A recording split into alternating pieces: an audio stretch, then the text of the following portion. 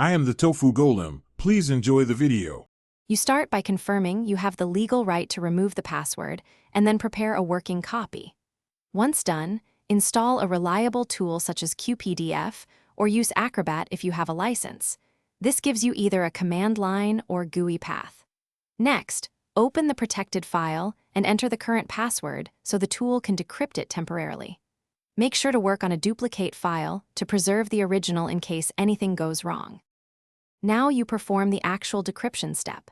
If you use QPDF, run the decrypt command with the input file and an output file name.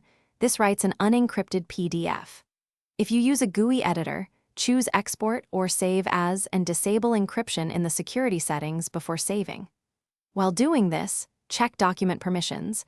Some restrictions are separate from the password and may require a different workflow to change. Keep a copy of the original encrypted file just in case.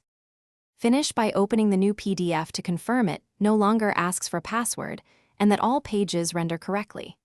If you still see encryption, re-enter the original password to ensure it was correct and retry the decrypt step or try an alternate trustworthy tool. Different apps handle versions differently. If the output is corrupted, revert to your backup copy and repeat with a different method or update the software. Do not force edits that could damage the file further. Thanks for watching. Consider subscribing if we helped you today.